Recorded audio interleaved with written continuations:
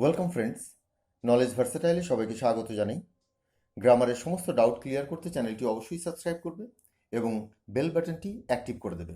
আজ আমরা present continuous tense নিয়ে আলোচনা করব এবং আজকের আলোচনায় আমরা দেখব যে প্রেজেন্ট কন্টিনিউয়াস টেন্সে সাবজেক্টের পর এম ইজ আর এর ব্যবহার হয়, অর্থাৎ যে কোনো একটি, এবং ভার্বের প্রেজেন্ট ফর্মের সাথে আইএনজি যোগ হয়।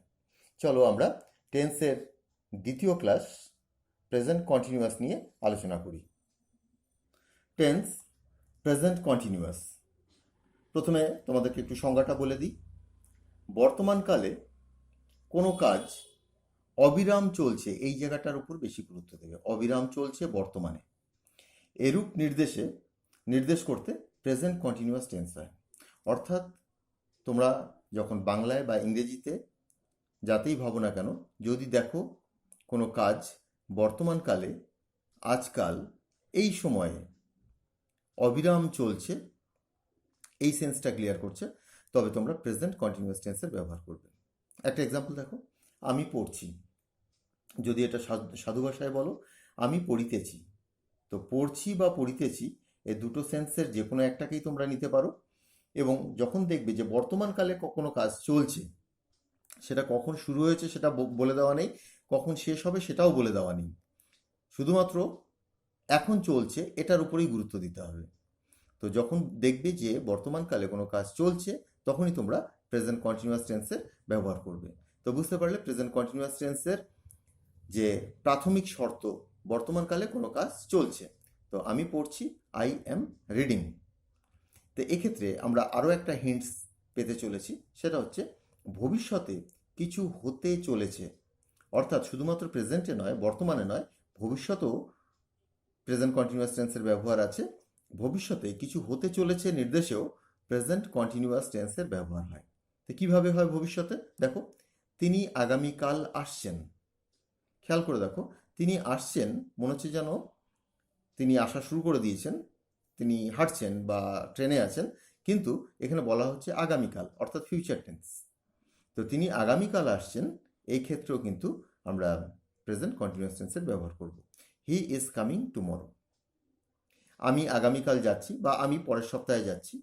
I am going next week. I am going there in the next week. এক্ষেত্রে আমরা যে বাংলার ক্রিয়ার রূপ পাব, এটা হচ্ছে চলিত ভাষার রূপ, এটা হচ্ছে সাধু ভাষার রূপ। তো তোমরা চলিত ভাষার যে বাংলার ক্রিয়ার শেষের যেই অক্ষরগুলো এখানে দেওয়া রয়েছে, সেটাকে অনুসরণ করলে অনেক সময় ভুল হতে পারে। তো তোমরা সাধু ভাষার যে রূপ যেটা, সেটাকে অনুসরণ করবে। অর্থাৎ তেছি, তেছো, তেছেন, তেছে, এই জাতীয়। আমি পড়িতেছি, তুমি পড়িতেছ, তিনি পড়িতেছেন, তারা পড়িতেছে, এই ধরনের। তো এই সেন্সটা যদি বুঝতে পারো, অর্থাৎ বর্তমানকালে কোনো কাজ চলছে এমন সেন্স ক্লিয়ার করে বাংলা বাক্যের মাধ্যমে, বাংলার যে ভার্ব রয়েছে, বাংলার যে ক্রিয়ার রূপ রয়েছে সেটার মাধ্যমে, তবেই তোমরা প্রেজেন্ট কন্টিনিউয়াস টেন্সের ব্যবহার করে দেবে। এবার আসছি গঠন প্রণালীতে। তো গঠন প্রণালী অর্থাৎ তোমরা যখন ইংরেজিতে ট্রান্সলেশন করবে, ইংরেজিতে লিখবে বা ইংরেজিতে কোনো সেন্টেন্স গঠন করবে বা পাবে বা পড়বে, তো তখন তোমরা কোন রূপটাকে ব্যবহার করবে? প্রথমেই সাবজেক্ট, কর্তা, অর্থাৎ বাক্যে যে ক্রিয়া রয়েছে, যে কাজটা রয়েছে, সেটা যে সম্পন্ন করবে তাকেই সাবজেক্ট বলবে অ্যাক্টিভ ভয়েসে। সাবজেক্টের পর সাবজেক্ট অনুসারে সে সাবজেক্ট কি হবে সেটা দেখে তোমার হয় এম বসবে, নয় ইজ বসবে, নয় আর বসবে। এই তিনটের যে কোনো একটি বসবে। অর্থাৎ প্রেজেন্ট কন্টিনিউয়াস টেন্সে এম, ইজ, আর এর মধ্যে যে কোনো একটি বসবে। তারপর ভার্বের যে প্রেজেন্ট ফর্ম, এখানে দেখো V1 দেওয়া রয়েছে, ভার্বের প্রেজেন্ট ফর্মের সাথে আইএনজি যোগ করে দেবে। এই গেল তোমাদের গঠন প্রণালী। এবার দেখো এম, ইজ, আর এই তিনটের কোনটা কোথায় বসাবে সেটা আমি এখানে ভালো করে বলে দিয়েছি।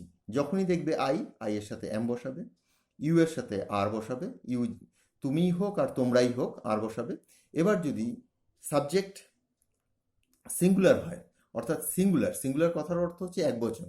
এখানটায় সিঙ্গুলার বলতে আমি একটি লিখে দিয়েছি তোমাদের বোঝার সুবিধার জন্য। সিঙ্গুলার সাবজেক্ট হয়, অর্থাৎ সাবজেক্ট যদি একজনকে নির্দেশ করে, তবে তুমি ইজ বসাবে। প্লুরাল, একের বেশি, প্লুরাল সাবজেক্ট যদি হয়, সাবজেক্ট যদি একের বেশি হয়, তবে তোমরা আর বসাবে সাবজেক্টের পর। তো বুঝে গেলে এম ইজ আর কোথায় কীভাবে বসাবে, এছাড়া ভার্বের সাথে আইএনজি তো আছেই। এবার আমরা ট্রান্সলেশনের মাধ্যমে বিষয়টাকে বোঝার চেষ্টা করছি।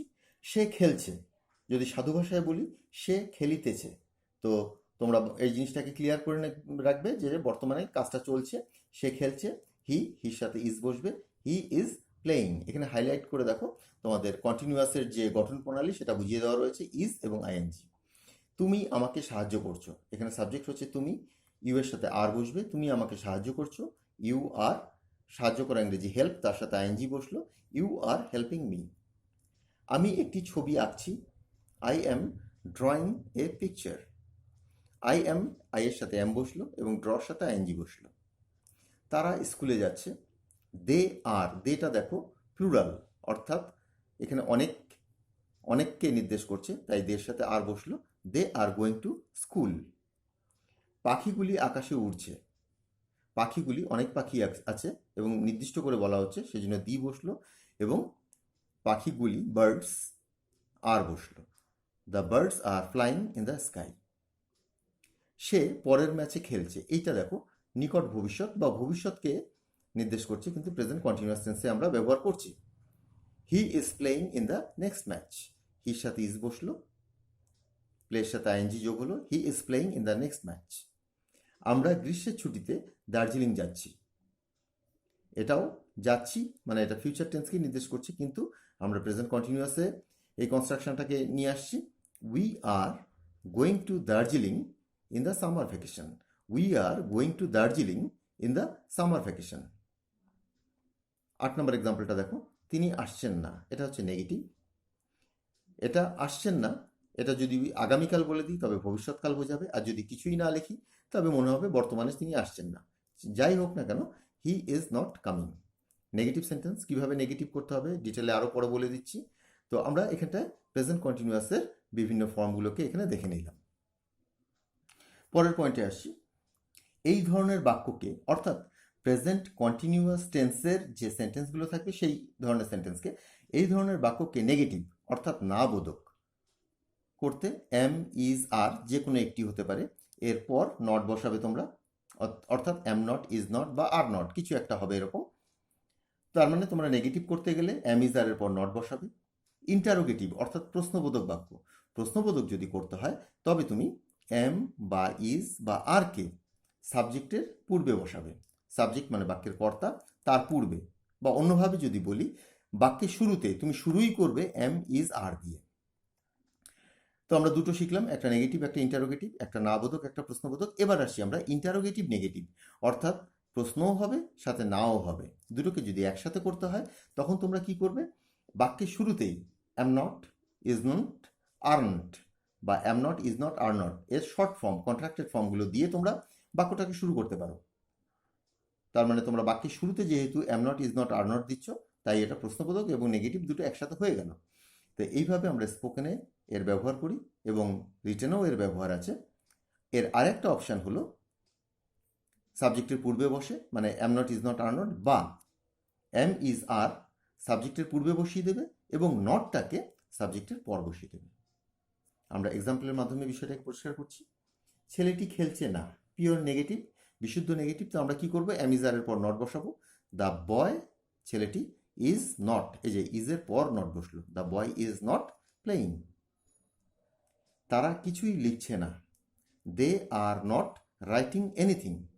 এখানে খেয়াল করে দেখো আর এর পর নট বসলো, আমি বলেছিলাম এম ইজ আর এর পর নট বসাবে, তো আমরা নেগেটিভ পেয়ে গেলাম। এবার ইন্টারোগেটিভ অর্থাৎ প্রশ্নবোধক, তুমি কি পড়ছো, এর উত্তর যদি হ্যাঁ কিংবা না হয় তবে আমরা সাহায্যকারী ভার্বকে সাবজেক্টের আগে নিয়ে এসে করব।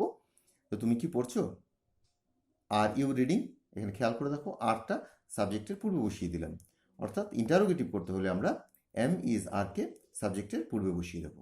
আর ইউ রিডিং, এখানে আর এবং আইএনজি এটা দিয়ে বোঝা যাচ্ছে এটা কন্টিনিউয়াস টেন্সে রয়েছে। বাবা কি টিভি দেখছে, তো এখানে প্রশ্ন করছে, তাই ইজ ফাদার ওয়াচিং টিভি, ইজটা ফাদারের সাথে ইজের ব্যবহার হবে, ইউ এর সাথে আর এর ব্যবহার হবে, সেই জন্য আমরা আর ইজ এগুলো সাবজেক্টের পূর্বে বা বাক্যের শুরুতেই বসিয়ে দিলাম, ইজ ফাদার ওয়াচিং টিভি। তো ইন্টারোগেটিভ তোমরা পেয়ে গেলে। এবার দেখো ইন্টারোগেটিভ এবং নেগেটিভ বা নেগেটিভ এবং ইন্টারোগেটিভ একই বাক্যে একসাথে, সে কি লিখছে না? প্রশ্নও করলাম আবার নাও আছে, তো আমরা ইজন্ট দিয়ে বাক্যটাকে শুরু করতে পারি। যেহেতু সাবজেক্ট আছে হি, হির সাথে ইজ বসে, isn't he writing, isn't he writing, সে কি লিখছে না? বা আরেকটা অপশন যেটা বলেছি, ইজ হি নট, এই যে সাবজেক্টের পর তুমি নটটা বসাতে পারো, ইজ হি নট রাইটিং, এই দুটো ফর্মই কিন্তু তোমরা ব্যবহার করতে পারো। তিনি কি পড়াচ্ছেন না? Isn't he teaching, isn't he teaching, বা ইজ হি নট টিচিং। পেয়ে গেলে। এবার আসছি আমরা WH এ। তো তোমরা ইন্টারোগেটিভ সেন্টেন্সগুলো যেভাবে তৈরি করলে, এই যে এখানটায় দেখলে দুটো ইন্টারোগেটিভ রয়েছে, এটা নেগেটিভ ইন্টারোগেটিভ রয়েছে। যেমন বাক্যের শুরুতে বা সাবজেক্টের পূর্বে তোমরা এম ইজ আর এর ব্যবহার করছো। যদি WH ওয়ার্ড থাকে, অর্থাৎ সাবজেক্টিভ কোশ্চেন থাকে, বা যে প্রশ্নের উত্তর ডিটেইলে দিতে হয়, হ্যাঁ নাতে হয় না যার উত্তর, সেসব ক্ষেত্রে WH ফ্যামিলির যে WH ওয়ার্ডগুলো রয়েছে সেগুলো বাক্যের শুরুতে বসিয়ে দেবে। যেমন ধরো, তুমি কোথায় যাচ্ছ? কোথায়, কোথায় ইংরেজি হচ্ছে হোয়ার, হোয়ার হচ্ছে কোথায়। তো হোয়ারটাকে তুমি প্রথমে বসিয়ে দেবে, তারপর প্রশ্নবোধক বাক্য যেমন করে তেমন করে দেবে। যদি দেখো যে হোয়ারের উত্তরটা এখানে রয়ে গেছে, তো সেটাকে তোমার বাদ দিতে হবে। অর্থাৎ তুমি কোথায় যাচ্ছ, উত্তর যদি বাজার হয়, সেটা যদি এর মধ্যে থেকে যায়, তো সেটাকে বাদ দিতে হবে। তো সোজা কথায়, তুমি কোথায় যাচ্ছ, হোয়ার আর ইউ গোয়িং, হোয়ারটা হচ্ছে WH ওয়ার্ড। সে কেন কাঁদছে, হোয়াই ইজ হি ক্রাইং। গঠনগুলো ভালো করে খেয়াল করে দেখো, ইজ কেন বসালাম, হি আছে বলে। হোয়াই এর কথার অর্থ হচ্ছে কেন, সে কেন কাঁদছে, হোয়াই ইজ হি ক্রাইং। তো WH ওয়ার্ডটা বাক্যের শুরুতে বসিয়ে, এবং ইন্টারোগেটিভ যে গঠন, প্রশ্নবোধকের যে গঠন, সে গঠনটাকে তুমি অনুসরণ করবে। পরবর্তী পর্যায়ে আসছি। 9 নম্বর এক্সাম্পলটা দেখো, তারা কবে আসছে। এটা ফিউচারকে নির্দেশ করছে, কবে আসছে, কিন্তু প্রেজেন্ট কন্টিনিউয়াস টেন্সে আমরা এই কোশ্চেনটা করছি, হোয়েন আর দে কামিং। তো কবে ইংরেজি হচ্ছে হোয়েন, কবে এবং কখন দুটোরই ইংরেজিটা হচ্ছে when, when are they coming. কে লিখছে না, কে লিখছে না, কে এর ইংরেজি হচ্ছে হু, কে বা কারা দুটোর ইংরেজি হু, হু ইজ নট রাইটিং। যদি এখানে বলতে কারা লিখছে না, তবে হু এর সাথে আর বসতো, হু আর নট রাইটিং। তো আমরা আজকে প্রেজেন্ট কন্টিনিউয়াস টেন্সের গঠন, ব্যবহার দেখলাম, এবং কোথায় এর ব্যবহার করা যায় সেটাও আমরা জানলাম। কোন ধরনের বাক্যকে প্রেজেন্ট কন্টিনিউয়াস টেন্স বলে সেটাও আমরা শিখলাম। এর পূর্বের ভিডিওটা ছিল প্রেজেন্ট ইনডেফিনিট বা সিম্পল প্রেজেন্ট টেন্সের, সেটাও তোমরা দেখে নেবে। টেন্সের প্রতিটা যে ক্লাস রয়েছে সেগুলো খুবই ইম্পর্ট্যান্ট, বেসিক ক্লাস এগুলো, এগুলো তোমাদের শিখতেই হবে। আর আজকের আলোচনাটা আমরা এখানেই শেষ করছি। আমার পূর্বের ভিডিওর কিছু লিঙ্ক নিচে তোমরা ডেসক্রিপশনে পেয়ে যাবে, সেখান থেকে দেখে নিও। আজ এখানেই বিদায় নিচ্ছি, পরের আলোচনায় আবার যোগ দেব। সবাই ভালো থেকো, বাই।